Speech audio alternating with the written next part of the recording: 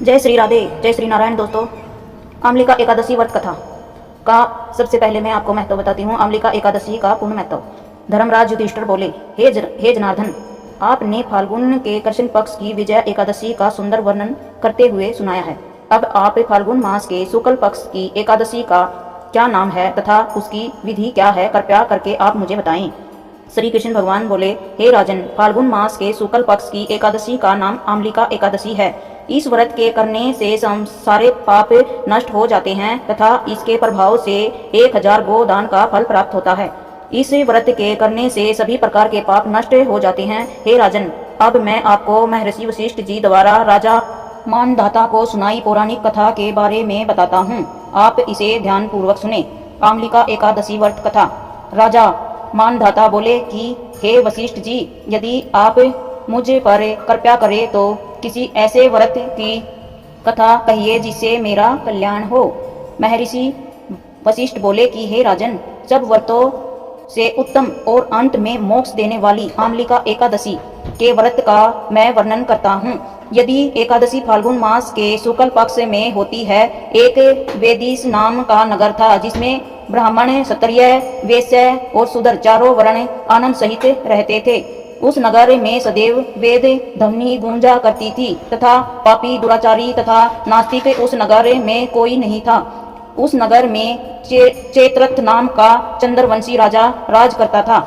वह अत्यंत बुद्धिमान और धार्मिक था। उस नगर में कोई भी व्यक्ति दरिद्र व कंजूस नहीं था। सभी नगरवासी विष्णु भगत थे और आबाल वृद्ध स्त्री पुरुष एकादशी का व्रत किया करते थे। एक समय फाल्गुन मास के शुक्ल पक्ष की आमलिका एकादशी आई। उस दिन राजा, प्रजा तथा बाल वृद्ध सब ने हर्ष पूर्वक व्रत किया। राजा अपनी प्रजा के साथ मंदिर में जाकर पूर्ण कुंभ स्थापित करके धूम, धूप, दीप, नैवेद्य, पंचरत्न आदि से धात्री आंवले का पूजन करने लगे और इस प्रकार स्तुति करने लगे, हे धात्री, तुम ब्रह्म स्वरूप हो, तुम ब्रह्मा जी द्वारा उत्पन्न हुई हो और सभी प्रकार के पापों का नाश करने वाली हो।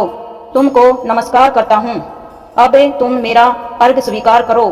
तुम श्री रामचंद्र जी द्वारा सम्मानित हो और मैं आपकी प्रार्थना करता हूँ। कृपया कर आप मेरे सभी प्रकार के पापों का नाश करो। उस मंदिर में सब ने रात्रि को जागरण किया। रात के समय वहां एक बहेलिया आया जो अत्यंत पापी और दुराचारी था।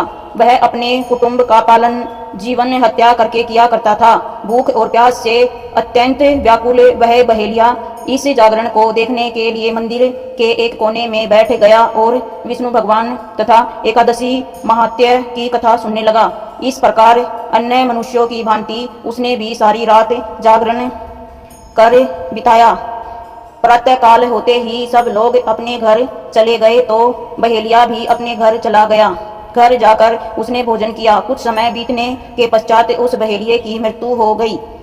मगर उस आमलिकी एकादशी के व्रत तथा जागरण से उसने राजा विदुरथ के घर जन्म लिया और उसका नाम वसुरथ रखा गया। युवा होने पर वह चतुर्गिनी सेना के सहित तथा धन धान्य से युक्त होकर 10,000 ग्रामों का पालन करने लगा। वह तेज में सूर्य के समान, कांति में चंद्रमा के समान, वीरता में भगवान विष्णु के समान और अक्षमा में पृथ्वी के समान था। अतः वह अत्यंत धार्मिक, सत्यवादी, कर्मवीर और विष्णु भगत था। वह प्रजा का सम्मान भाव से पालन करता था। दान देना उसका नित्य कर्तव्य था। एक दिन राजा शिकार करने के लिए गया। देवयोग से वह मार्ग भूल गया और दिशा ज्ञान न रहने के कारण उसी वन में एक वृक्ष के नीचे सो गया।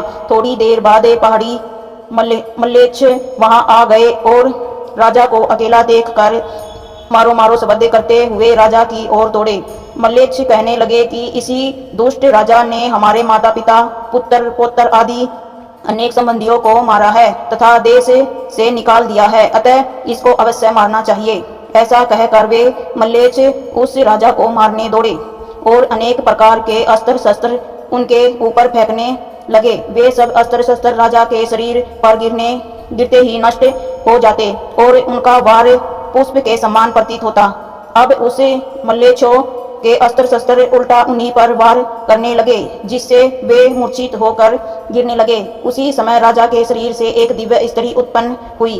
वह स्त्री अत्यंत सुंदर होते हुए भी उसकी भरकुटी टेढ़ी थी।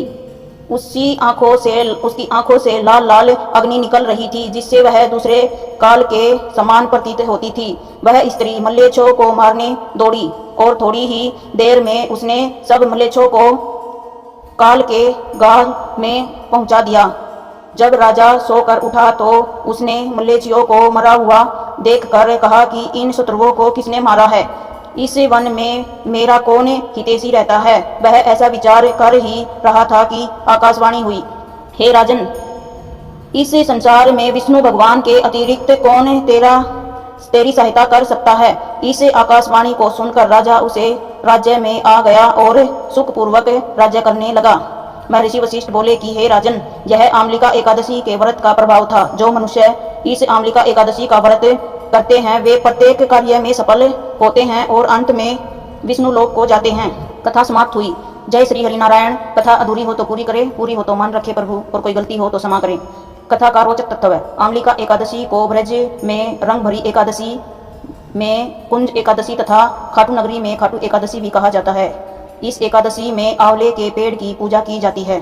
तो दोस्तों, आपको यह कथा पसंद आई है तो वीडियो को लाइक करें, शेयर करें और कमेंट करें। कमेंट में जय श्री हरि विष्णु अवश्य लिखें। कथा पूरी सुनने के लिए आप सभी का बहुत बहुत धन्यवाद। जय श्री हरि नारायण।